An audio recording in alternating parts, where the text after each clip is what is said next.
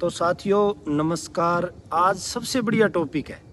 Topic क्या है कि कई किसान भाइयों के फ़ोन या मैसेज आते हैं, वो बोलते हैं कि हमारा पशु हिट में नहीं आता।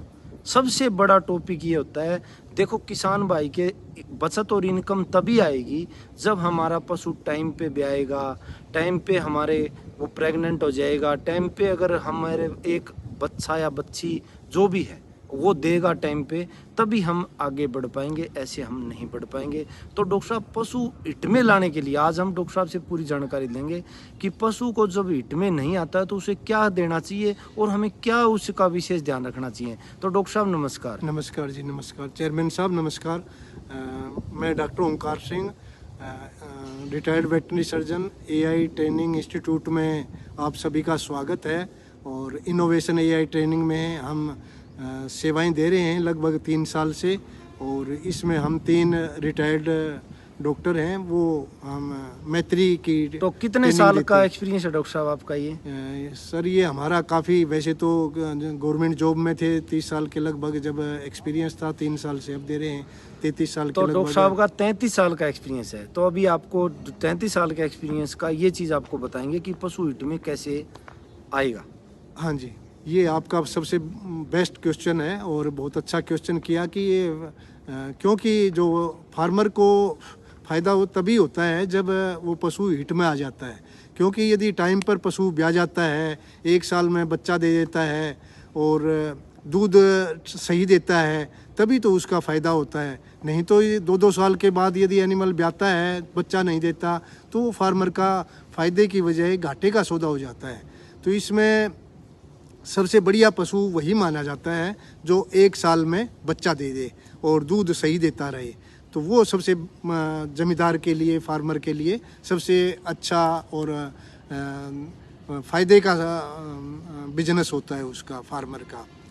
तो इसमें काफ़ी चीज़ें होती हैं। वैसे तो काफ़ी जब पशु को हीट में लाने के लिए कई कारण होते हैं कि पशु हीट में नहीं आता। सबसे पहले तो जैसे ईफर वगैरह होती है, जो पहली बार हीट में जो पशु आता है, उसमें कि उसका सबसे पहले तो उसकी एज ठीक होनी चाहिए। और दूसरी बात है कि उसका वज़न ठीक होना चाहिए। वज़न का मतलब कि 250-300 किलो के आसपास उसका वज़न होना चाहिए। और तीसरा, उसमें कई चीज़ें होती हैं कि मिनरल की, खनिज तत्वों की बहुत कमी होती है। क्योंकि पहले पशु थे, बाहर जंगलों में चरते थे, बाहर घास होता था, सभी तरीके से उनकी पूर्ति हो जाती थी मिनरल की। और आजकल पशु खूंटे पे बंधा रहता है, तो इसलिए उसको कहीं खोलने के लिए जगह ही नहीं है। क्योंकि वो फार्मर अपने अलग अलग फसलें लेता है, तो जगह बनती ही नहीं है कि वो बाहर चराए उसको। ना ही तो फार्मर को टाइम है इतना चराने के लिए, ना ही जगह है। तो इसके लिए खूंटे पे बंधा रहता है, तो उसको हमने मिनरल मिक्सचर खिलाना बहुत ज़रूरी होता है। एक बड़े पशु को 50 ग्राम मिनरल मिक्सचर डेली हमने खिलाना चाहिए। तो उसमें सभी तरह की जो 14 तरह के पोषक तत्व होते हैं, एलिमेंट होते हैं, उसकी पूर्ति हो जाती है। और चौथा चीज़ है कि उसको हमने विटामिन ए की भी आवश्यकता, विटामिन ए की कमी से भी एनिमल हीट में नहीं आते, तो वो भी एनिमल के लिए ज़रूरी होता है। तो यदि पशु को पूरे साल तक हरा चारा मिलता रहता है, तो उससे विटामिन ए की उसकी पूर्ति हो जाती है और वो विटामिन ए की कमी नहीं रहती, वो भी पशु टाइम पे हीट में आ जाएगा। और इसके अलावा भी फिर भी एनिमल हीट में नहीं आता है, तो उसको हमने डीवर्मिंग करनी चाहिए और उसको पेट में कीड़े की दवाई 3-3, 4-4 महीने के गैप में देते रहना चाहिए। तो ये भी ज़रूरी होता है, उसकी वजह से भी एनिमल हीट में नहीं आता। तो इसके लिए और भी कई कारण हैं, जैसे कि अलग अलग कुछ एनिमल का ऐसे है, जैसे भैंस होती है, तो उसमें भैंस ज़्यादातर सर्दी के टाइम में हीट में आती हैं। और गाय होती है, वो गर्मी के टाइम में हीट में आती है। तो सीजन का भी थोड़ा इसमें इफ़ेक्ट पड़ता है। तो इसका सीजनल भी इसका कारण हो सकता है। इसके बाद भी फिर भी एनिमल हीट में नहीं आता, तो कुछ लुगोल भी पेंट करते हैं हम। जैसे गर्मी के टाइम में पशु हीट में नहीं आता, तो कई बार उसका लुगोल का पेंट कर देते हैं।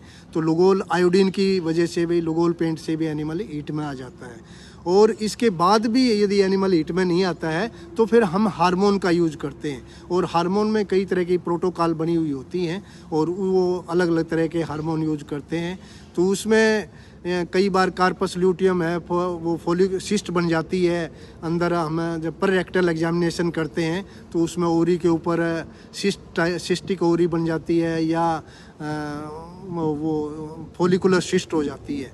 तो उसमें हम हार्मोन PGF2 हार्मोन होता है और वो यूज करते हैं। उसमें वेटमेट का इंजेक्शन आता है 2 ml, हम वो लगाते हैं। तो वो लगाने से एनिमल हीट में आ जाता है।